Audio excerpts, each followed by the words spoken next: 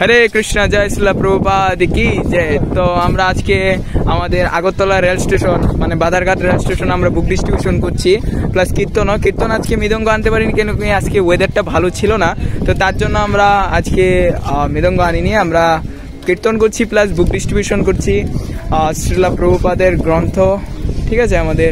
তো এখানে আমাদের সব ভক্তবৃন্দরা আগরতলা ইস্কন মন্দিরের আমরা এখানে আজকে বাধারঘাটে আমরা বুক ডিস্ট্রিবিউশন করছি। আপনারা ব্লগটা দেখেন, এই দেখতে পাচ্ছেন আগরতলা।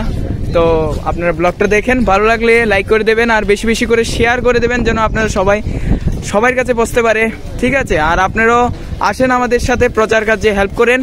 হরে কৃষ্ণ, জয় শ্রীলা প্রভুপাদ কি।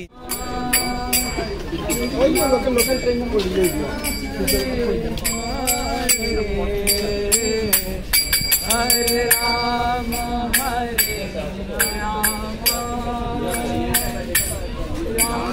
রাম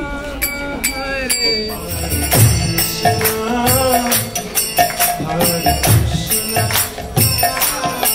কৃষ্ণ কৃষ্ণ হরে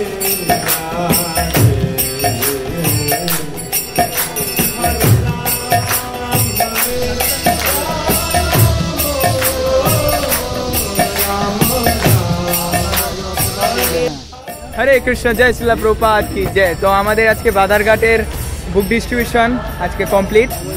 এখন আমরা আজকের জন্য এদুরি আমাদের 5:30 6টা বাজে। তো আজকের ব্লগটা এদুরি ভালো লাগলে লাইক করে দেবেন আর বেশি বেশি করে শেয়ার করবেন।